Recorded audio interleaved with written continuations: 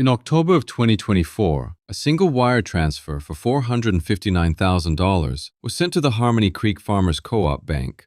It was payment for 34 pounds of dried saffron stigmas, harvested from a 1.7-acre rocky slope that an agronomist with a master's degree from Purdue had, 3 years prior, declared officially and irrevocably dead. The payment for that saffron, from that single patch of worthless ground, was $44,000 more than the combined net profit from the 12,000 acres of corn that surrounded it. This is the story of how that happened. Let me tell you about Harmony Creek, because the place is part of the story. By 2021, Harmony Creek, population 812, was dying the slow, quiet death of 1,000 other small farming towns in the American heartland. It was a death measured in inches and cents.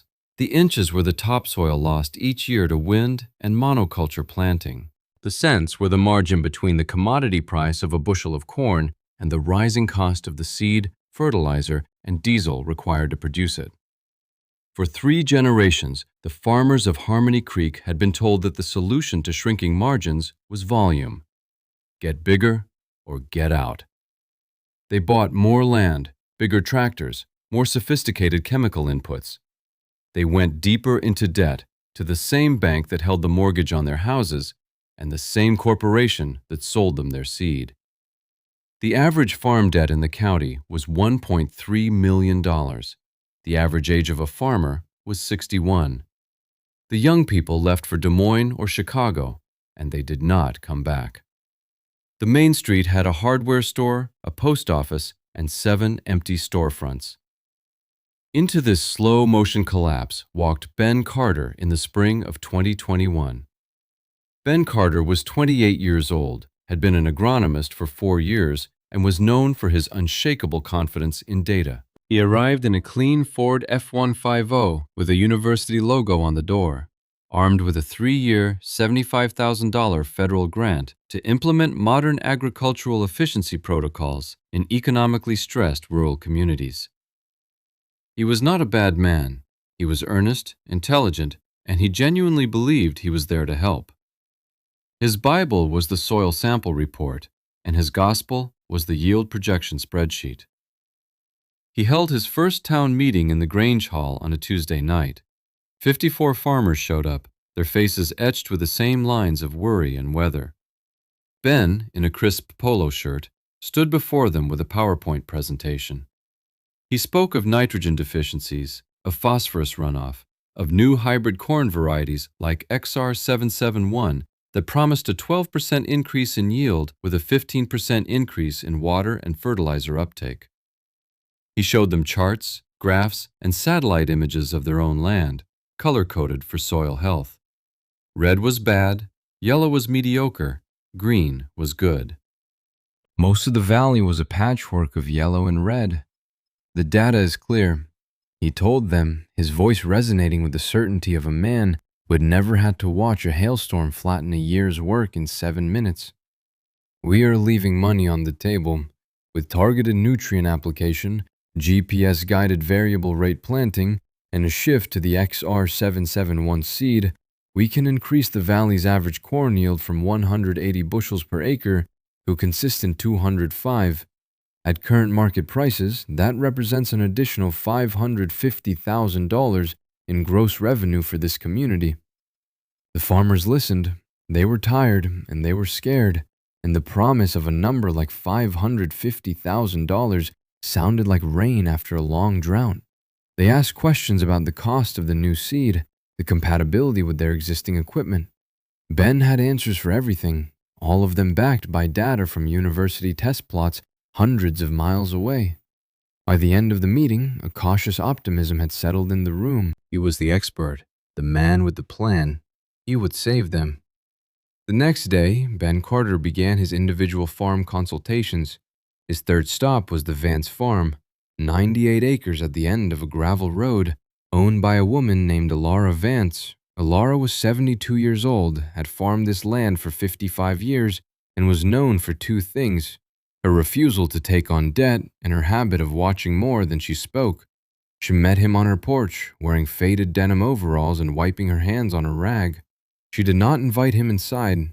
Ben launched into his presentation, his tablet showing Alara the satellite imagery of her own farm. Most of it was yellow, with a few patches of green in the bottomland near the creek.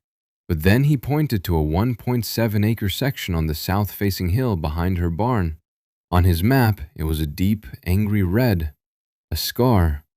"This slope here, Mrs. Vance," he began, his tone a careful blend of professional sympathy and diagnostic certainty. "Our soil analysis confirms it. It's essentially non-arable. Limestone shale, less than 3 inches of topsoil. The organic matter is under 1%, nitrogen is 0.8%, phosphorus is trace. It's dead soil. Anything you plant there will cost you more in inputs than you could ever hope to get back." He recommended she apply for a conservation grant to plant switchgrass to prevent further erosion. The grant would pay $65 an acre. Alara looked at the tablet, then at the hill. She had looked at that hill every day of her life. She knew its moods in every season. The way the sun baked it in July, the way the snow refused to stick to its wind-scoured face in January. She said nothing. Ben, misinterpreting her silence as agreement, continued. "For the other 96 acres, however, I have a clear plan. If we switch you to the XR771 and implement a targeted fertilizer regimen, I've already calculated the nutrient load you'll need. It's about 180 pounds of nitrogen and 60 pounds of phosphate per acre. We can boost your yield significantly." He showed her the spreadsheet, the projected profits. It was a reasonable-sounding position, a story the numbers told quite convincingly. Alara finally spoke. Her voice was quiet, but it had a weight to it that made Ben stop talking. "Where is your family from, Mr. Carter?" The question caught him off guard. Indiana. My dad was a pharmacist." Alara nodded slowly. "I see." She looked back at the hill. "My great-grandmother was from a place where the soil looked like this. They didn't call it dead. They called it home." Ben Carter smiled, a patient, professional smile. "I understand the sentimental attachment, Mrs. Vance, but the science is the science. The numbers don't lie." He left her with a folder full of brochures and data sheets. He was sure that, given time, she would come around to his logic. He drove away in his clean truck, confident he had done his job. He did not see Alara walk into her barn, not to look at her old tractor, but to a small, dark corner where a wooden box sat on a shelf. Let me tell you about the box. Because the story of the 1.7-acre slope is really the story of this box. It was made of olive wood, no bigger than a shoebox, and it was dark with the oils of 4 generations of hands. It had been carried from the mountains of La Mancha in Spain in 1888 by Alara's great-grandmother, a woman named Sophia. Sophia had been 19 years old, and the box was one of only 2 things she brought with her to America, the other being a small cloth bag of seeds for the kitchen garden. The box was her dowry, her inheritance, and her bank. Inside the box, nestled in dry sheep's wool, were 312 saffron corms. They looked like small shriveled onions, dry and lifeless. To an agronomist like Ben Carter, they would have looked like debris. But to Sophia, and to her daughter, and to her daughter's daughter, Alara, they were a specific form of wealth. They were a living library of genetic information, perfectly adapted over centuries to thrive in the exact conditions Ben Carter's soil analysis had identified as a death sentence. Poor, alkaline, limestone-heavy soil that received punishing summer sun and very little water. There were rules passed down with the box. You plant them in late August when the ground is cracked and dry. You plant them 4 inches deep and 6 inches apart. You do not water them. You do not fertilize them. The most important rule, the one Alara's grandmother had repeated until it was etched into her memory, was this: you must let them suffer. Their value is in their struggle. A saffron crocus that is coddled with rich soil and abundant water will produce a beautiful flower with pale, flavorless stigmas. A saffron crocus that has to fight for its life in hard, rocky ground will produce a smaller flower with 3 threads of the deepest crimson, their flavor and aroma concentrated by the hardship. That evening, Alara sat at her kitchen table with the box open. Her grandniece Lena was there. Lena was 20 years old, studying agricultural business at the state university. She was learning about futures markets, drone-based crop monitoring, and genetic modification. She had listened to Ben Carter's presentation at the Grange Hall and had been deeply impressed. "Aunt Alara," Lena said, her voice gentle, trying to reason with the old woman. "The man from the university had a point. That hill is useless for corn. Maybe the switchgrass grant is a good idea. It's guaranteed money." Alara picked up one of the corms. It was light as paper in her palm. She rolled it between her thumb and forefinger.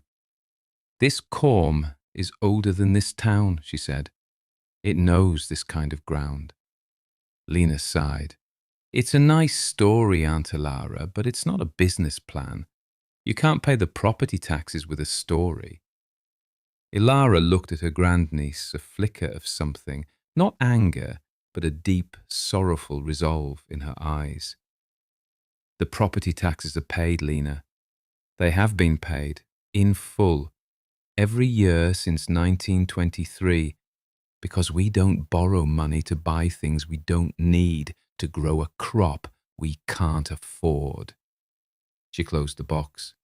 "Tomorrow, we plant the hill." The work began the next morning. It was a rejection of everything Ben Carter represented. He preached efficiency and scale. Ilara's work was slow and small. He preached mechanization. Ilara's tools were a hand trowel, a bucket, and her own 2 knees. The 1.7-acre slope was too steep and rocky for a tractor, so the planting had to be done by hand. For 2 weeks in the punishing heat of late August, Alara and a reluctant Lena dug, hole by hole, corm by corm. They planted the 312 original corms and another 5,000 that Alara had propagated over the years in a small test patch behind her garden. Her neighbors, driving by on the main road, saw the old woman and the young girl on the dead hill, digging in the dust. They shook their heads. Tom Miller, whose farm adjoined hers, stopped his new $450,000 John Deere 9620RX planter at the edge of his field. He was planting the XR771 seed Ben Carter had recommended. His GPS was guiding the machine to plant each seed with millimeter precision while simultaneously injecting a precise amount of starter fertilizer. He was covering 40 acres a day. He watched Alara plant a single row, maybe 100 feet long, in 3 hours. He felt the pang of pity for her. By September, the slope was planted. Alara had spent nothing on seed, nothing on fertilizer, nothing on fuel. Her only cost was 2 weeks of her own labor. Tom Miller, on his 500 acres next door, had spent $82,000 on seed and another $115,000 on fertilizer and chemicals before a single plant had emerged. For weeks, nothing happened. The slope remained brown and barren. Lena grew more skeptical. "See? Nothing. It was a waste of time." Ben Carter drove by once, saw the undisturbed dirt, and made a note in his file. "Vance, Ilara, refused assistance. Slope remains fallow. Following up on switchgrass grant." Then, in mid-October, after the first cool rains, it began. Tiny green shoots, like blades of grass, pushed through the hard-packed earth. Within a week, the entire slope was covered in a thin green haze. It didn't look like a crop. It looked like weeds. Lena was unimpressed. But Ilara knew. She watched the sky. She waited. On the last week of October, a hard frost was forecast. The night before, the first flower opened. The next morning, at dawn, Ilara woke Lena. The air was cold enough to see their breath. They walked to the hill, and they saw it. Stretching across the brown and green expanse were thousands of points of impossible color. Delicate purple flowers, each one a perfect cup, had bloomed overnight. The entire dead hill was alive with them. It wasn't a crop. It was an apparition.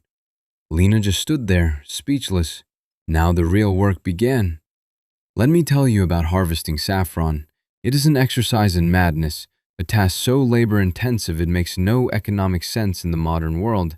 Each flower produces exactly 3 crimson stigmas, the threads of saffron. These threads must be picked by hand at dawn before the sun can wilt the flowers and diminish their potency. There is no machine that can do this. Alara showed Lena how. You pluck the flower, gently tear it open, and with your fingernails, tweeze out the 3 red threads, leaving the yellow stamens and purple petals behind. It is the work of a jeweler, not a farmer. They worked for hours, their backs aching, their fingers stained a deep orange-yellow. At the end of the first day, they had a small pile of delicate red threads, weighing less than a few paper clips, spread on a fine mesh screen to dry in the dark warmth of the barn. It took 75,000 flowers to produce 1 pound of dried saffron. Their first harvest, from the 5,312 corms they had planted, yielded about 60,000 flowers. After 2 weeks of painstaking work, they had just over 12 ounces of dried saffron. It filled 2 small glass jars. To anyone else, it would have looked like a pittance, a failure, a whole season of work for a few ounces of spice. Lena was discouraged. All that work for this? Alara held up one of the jars to the light. The threads glowed like embers. It's not about the weight, she said. It's about the value. She didn't try to sell at locations. No one in Harmony Creek would know what to do with it or what to pay. Instead, she wrapped the 2 jars in a tea towel, placed them in the old olive wood box, and drove 120 miles to the city. She went to a restaurant called the Forager's Table, run by a renowned chef named Julian Croft. He was a man who built his reputation on the quality of his ingredients. Alara walked into the gleaming modern kitchen and asked to see him. The chef, busy and stressed, was about to dismiss her, but then she opened the box. The aroma hit him first. It was complex and overwhelming, notes of honey, hay, and the sea, a scent entirely different from the stale, dusty saffron he usually imported from Spain or Iran. He took a single thread and rubbed it between his fingers. It stained his skin a deep, vibrant gold. He touched it to his tongue. The flavor exploded. He looked at the old woman in her simple clothes. "Where did you get this?" "I grew it." He bought both jars on the spot. He paid her $300 an ounce, a total of $3,600. Alara drove home, and on the way, she stopped at the bank and deposited the cash. She didn't say a word to Lena. She just put the deposit slip on the kitchen table. Lena looked at the number, $3,600 from 1.7 acres.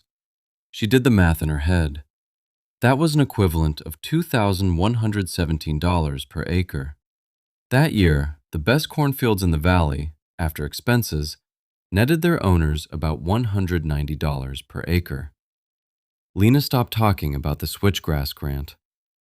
The next year, something magical happened beneath the soil. Each saffron corm they had planted had multiplied, producing anywhere from 5 to 10 new cormlets. The 5,000 corms had become 40,000. That fall, the bloom was not a scattering of purple, but a thick carpet. The harvest was harder. Lena, now a true believer, recruited 2 of her friends from town to help. For 3 weeks, the 4 of them picked and plucked. The final yield was 2 pounds. Alara made the same trip to the city. Chef Croft was waiting for her. He had told other chefs. This time, there was a quiet bidding war in the alley behind his restaurant. She sold the 2 pounds for $11,200. That same year, a moderate drought hit the region in July and August.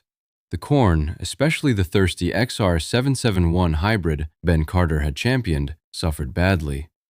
The plants, bred for optimal conditions and dependent on massive inputs of water and fertilizer, withered in the heat. Yields across the valley dropped by 30%. Farmers who had gone into debt to buy the new seed and the extra fertilizer saw their projected profits evaporate. Tom Miller lost $28,000. Alara saffron, native to arid, sun-baked climates, loved the drought. The stress intensified the color and flavor of the stigmas.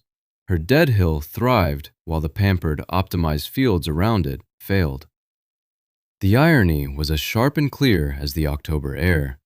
Ben Carter saw her deposit records in the co-op's annual report, anonymized, but he knew which farm was which. He drove out to her place again. He saw the purple hill. He couldn't deny the income, but he couldn't accept the implications. His entire worldview was built on a foundation of data that said this was impossible. "It's a curiosity, Alara," he said, standing by his truck, refusing to get any closer. He had his arms crossed, a defensive posture. "A niche hobby. It's impressive, I'll grant you, but you can't feed the county on spice. This isn't scalable agriculture." Alara was inspecting one of the flowers. She didn't look up at him. "You can't feed your family on a loan you can't repay," she said quietly. His face tightened. He had heard that Tom Miller was having to sell off 40 acres to cover his operating loan from the previous season. Ben got back in his truck and left. He was wrong, but his confidence was unshaken. He was an expert. She was just an old woman. The data, he was sure, would eventually prove him right. What he failed to understand was that Alara was working with a different kind of data. A data set compiled over centuries, written in the genetics of a plant and the memory of a family. By the third year, 2023, the corms had multiplied again. Now there were over 200,000 of them. The entire slope was a solid block of purple in the autumn. The story of the Saffron Hill had spread through the county. People would park their cars on the road just to look at it. It was beautiful, but it was also a quiet accusation. Every vibrant purple flower was a testament to the failure of the green and brown fields around it. The tension came to a head at the annual Grange meeting in January 2024. Ben Carter was there to present his 3-year report. His grant was ending. The mood in the room was grim. His promised 205 bushels per acre had never materialized. The drought, followed by a wet, cold spring, had resulted in 3 straight years of mediocre to poor harvests. The valley's collective farm debt had increased by 18%. Ben did his best to spin the numbers, blaming unpredictable weather patterns, global market fluctuations, anything but the strategy he had implemented. He was clicking through his slides when a voice came from the back of the room. It was Tom Miller. He was 62 years old, his face was gaunt with worry, and he had the weary look of a man on the verge of losing his family's land. "That's all fine, Ben," Miller said, his voice rough. "Lots of numbers, but my bank account has a different number in it, a negative one."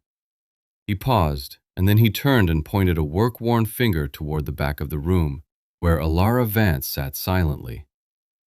"But she seems to be doing all right, on that pile of rocks you told us was worthless." A murmur went through the crowd.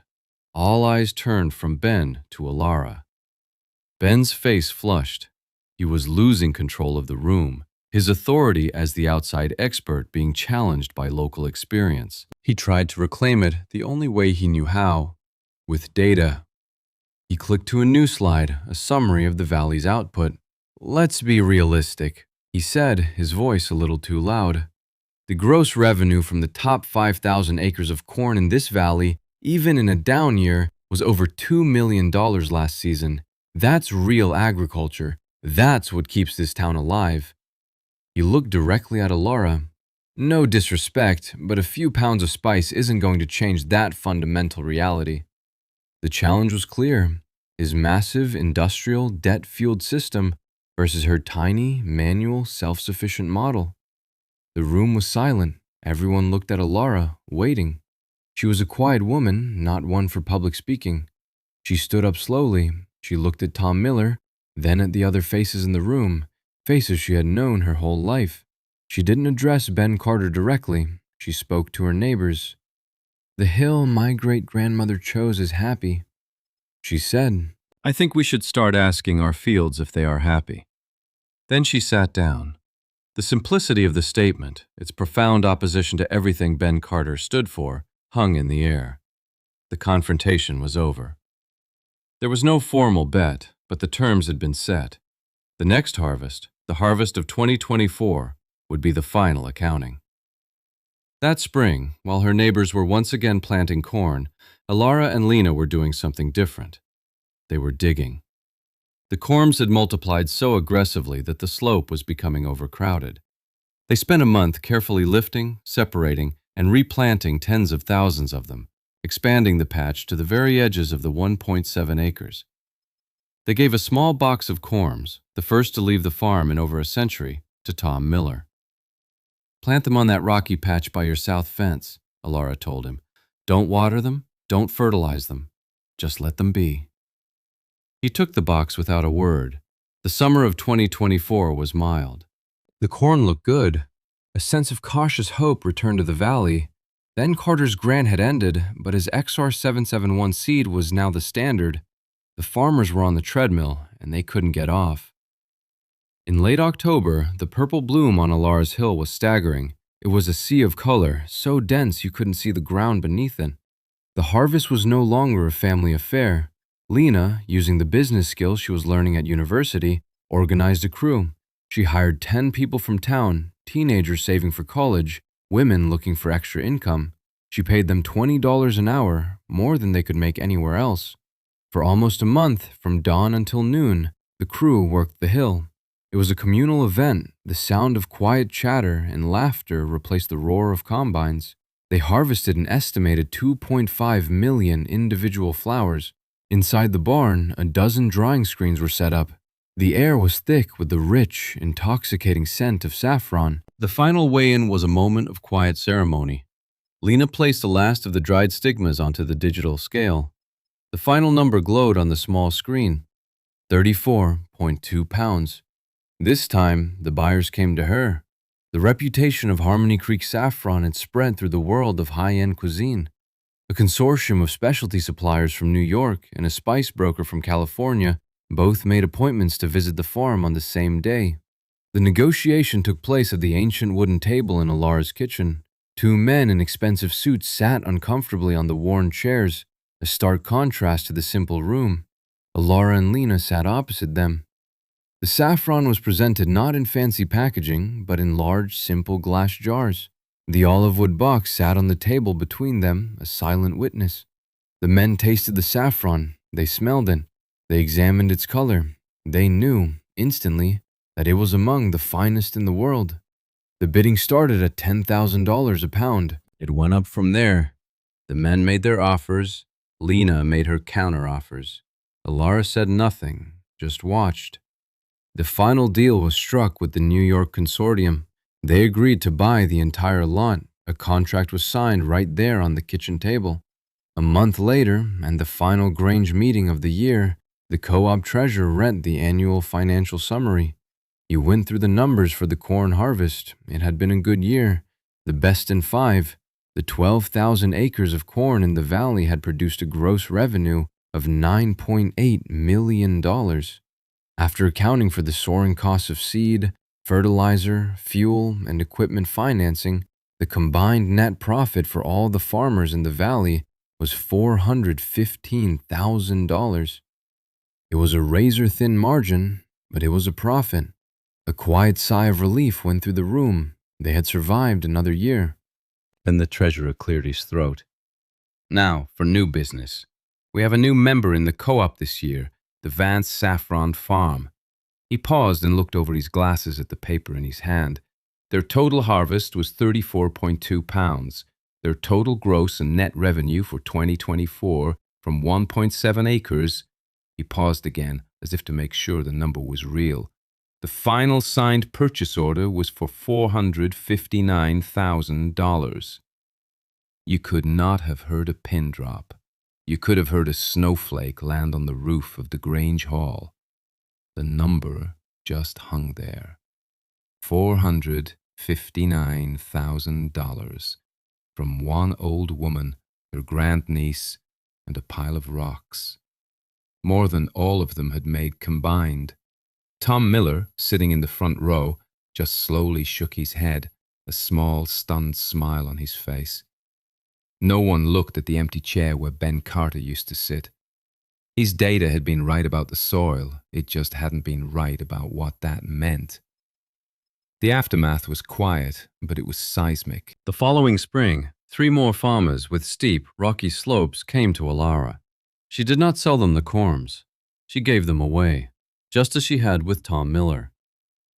The only condition was that they give 1/10 of their new corms back to her in 3 years, to be given to the next farmer. A system of wealth based not on hoarding, but on sharing. Lena dropped out of the university's agricultural business program. She said they weren't teaching the right kind of business. She stayed in Harmony Creek and created a producers co-op, managing the logistics, marketing, and sales for the new saffron farms. Within 5 years, there were 7 saffron farms in the valley, all on land that had previously been considered worthless. Harmony Creek became known not for its failing corn, but for producing the highest quality saffron in North America. The young people who had left for the city started to hear about the jobs, about the money. A few of them came back. One of them reopened the old diner on Main Street. The story is not about saffron. It was never about saffron. It was about a different way of seeing.